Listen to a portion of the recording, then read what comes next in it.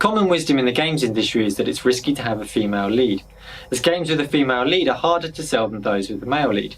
But given that Hellblade is an independent, self-published and self-funded game, we were only concerned with creating a character that's right for our story.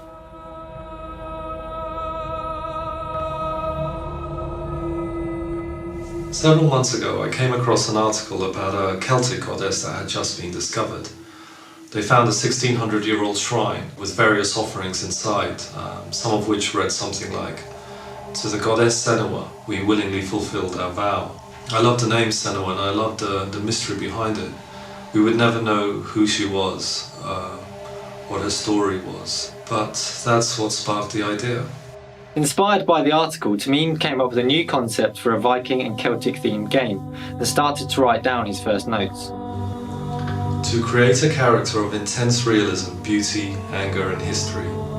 A mystery that drives the action and story forward, revealing more and more seductive details as she descends deeper into a vision of hell. She is a challenging female form.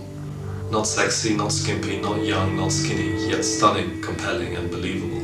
With this brief, Alex started working up some concepts. Some were too game-like, some were too fantastical. But eventually, he arrived at two illustrations, a full body shot and a portrait that really captured the essence of the character.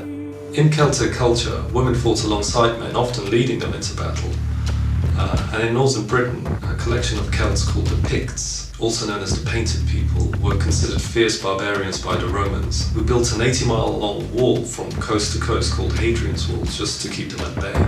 Senua is a Pict, and as the Pictish are tough people, it was important that she reflected that. To realise Senua as a tough Celtic barbarian, we got Stu on board to join the team as art director. So I took the concept art and tried to break it down into real-world references and expand on some areas in terms of their detail. She had to be kind of lean, but also have very pronounced kind of muscles. We wanted her to look like a hardened warrior type, full of scars and battle wounds. From here, Claire took it and the brief was to do kind of a 3D concept. Quite quickly just stuck it in ZBrush and sculpt something up that we can iterate on quickly and move around and really get a feel for the character.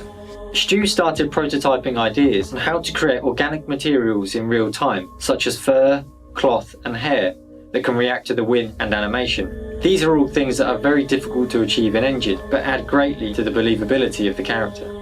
Both Craig and Stu also tried out a new face scanning method, using a member of the team. This was to create a more realistic looking character for the release of our Hellblade teaser trailer. I used a process called photogrammetry to record Melina. Essentially, we take a lot of photographs from different angles and then reconstruct them to create a 3D model and a texture map. So I scanned in her pores and her wrinkles in 3D, and this gave us a really nice interaction with the lighting and made her skin feel much more lifelike and natural. Scanning a real-world face and using it directly in the game can lead to the uncanny valley effect, where a face doesn't feel natural or believable in the context of the CG world. But it did give Stu an excellent base from which to sculpt Senua's unique face. There are a lot of elements that make her feel believable, such as creating a good skin shader, reflections in the eye, so individually modelled eyelashes, sweat, mud, scars, cracks in the makeup and how it interacts with her skin. It's all about telling her story visually. While doing research, I was fascinated by an island of Scotland called Orkney. It's a place of deep, deep mystery, but importantly, it's a place where the Vikings had invaded, and it is thought that they wiped out the native Pictish Celts that lived there. So I imagined Senua, fierce and battle-worn, fighting for survival against what must have seemed like a hellish race of giant Norsemen. It's important to say that Senua's character is work in progress and will evolve throughout the project. Creating a good in-game model for use in the trailer is one thing, but getting her ready for the intense demands of gameplay is another. However, the feedback we've received so far has been encouraging, so that's something we'll take with us moving forward.